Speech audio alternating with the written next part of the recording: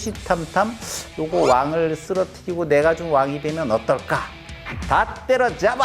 왕으로 딱 올라가게 된 게 위엄의 덕분이다. 외삼촌, 내가 만들어 줬잖아. 이제 뭐 한 건 좀 해야 되지 않겠어요? 한나라 위나라를 쳐라! 자그마치 포로가 24만 명. 대승을 거둡니다. 외삼촌 이거야. 양후라고 하는 제후직을 내려줍니다. 진하고 협조를 해서 제나라를 이제 공격을 해 들어갑니다.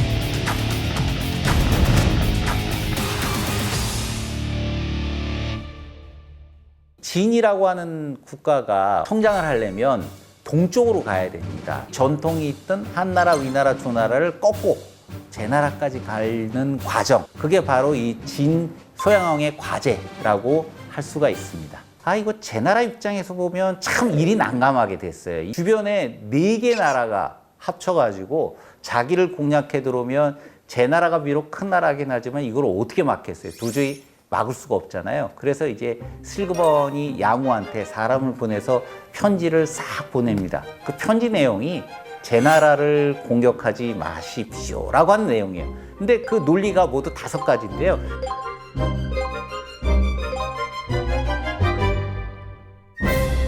한나라, 위나라, 조나라가 이 진하고 같이 해서 공격하더라도 언젠간 배신할 거고 결과적으로는 당신들한테 손해가 나니까 차라리 우리가 땅을 띄워줄게. 땅 가지고 그냥 이참에 적당히 우리 협상하고 끝냅시다. 요 내용을 받아들고 또 진나라도 물론 당연히 고민을 좀 했겠지만 그 편지 내용에 사실은 양후가 설득이 됩니다. 제나라를 공략을 했다가 자기가 데리고 있는 군단이나 뭐 기타 등등 또는 실패를 했을 때 자기 입장이 굉장히 난처해지잖아요.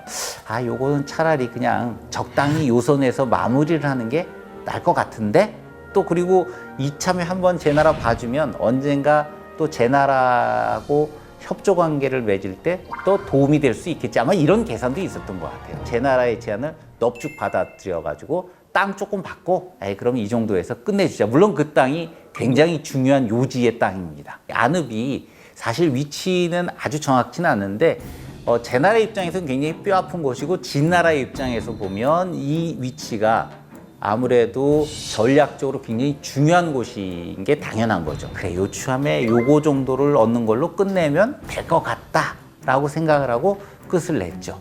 자, 이제 진은 명백하게 거의 패권 쪽으로 점점 한 발짝 다가가게 된 겁니다. 그러나 진의 욕심이 그렇게 끝나는 건 아니잖아요. 이 진 소양왕도 그렇지만 위엄도 이제 이쯤 됐으면 한 번 더 밀어붙여야지. 성과를 끝까지 한번 내봐야지. 라고 생각할 수밖에 없어요. 여기에 이제 결정적인 패착이 생기게 됩니다. 제나라를 공격을 하기 시작하는데 목적이 좀 불순해요. 하필이면 이 위엄의 입장에서 내 영지를 차라리 이참에 좀 넓혀볼까? 공격해서 자기의 영토를 좀 넓히는 쪽으로 공략을 해 들어간 게 이게 결정적인 문제예요.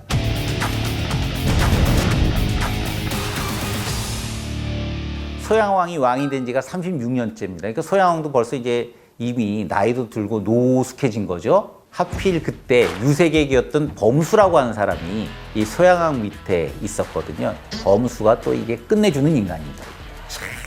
빠바바바박 그 논리가 장난이 아닌 거죠. 이 범수가 가만히 보니 이게 양후라고 하는 이 인물을 그냥 놔두면 안 될 것 같다. 놔두게 돼서 양후가 만약에 성공을 하게 되면 그의 권력이 커지게 되고 그 권력이 커지게 되면 소양왕을 완전히 능가하게 되고 그렇게 되면 소양왕밖에 기댈 사람이 없는 나는 괜히 이거 그야말로 좀 속된 말로 개털되는 거죠. 개털. 소양왕에게 얘기를 합니다. 가서 설득을 하는 거죠. 이 양후란 인물이 문제입니다. 지금 공략하는 거 한번 잘 보세요.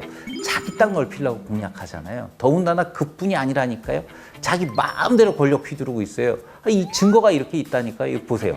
얼마나 이게 요거 챙기는지. 저도 요거 좋아합니다. 요거 부축 좋아하는데 요거 얼마나 챙기는지 그 부유함이요. 왕실을 능가하고 국왕을 능가한다니까요. 사치도 얼마나 많이 하는데요. 글쎄 시계 그거 롤렉스 중에 제일 비싼 거 있죠. 그거 차죠. 차는 롤스로이스의 최고 비싼 거 타죠.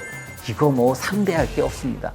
이 범수 자신이 유색객으로 소양왕 밑에서 이미 이 승상의 자리에까지 올랐기 때문에 이야기하는 부분들이 먹힐 수가 있는 거죠. 그냥 이야기만 하지는 않고요. 아니, 사람이 어떻게 이야기를 쭉 한다고 그걸 듣고서 그래? 이런 나쁜 놈이 있나? 이렇게 넘어가지는 않죠. 자, 그러기 위해서는 아마 증거 자료 제가 다 조사했습니다. 이거 보십시오.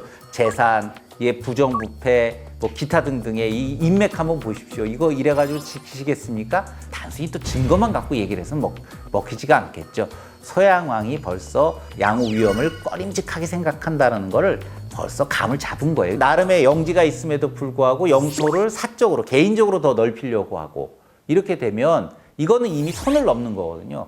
아니, 국가의 자원을 동원해서 자기 개인적인 욕심을 채우고 있다? 이거 놔두게 되면 나중에 어디까지 가게 될지 아무도 모르잖아요. 소양왕이 바보가 아니고, 소양왕도 굉장히 욕심이 많은 사람이거든요. 욕심 많은 사람은 욕심 많은 사람을 알아봐요.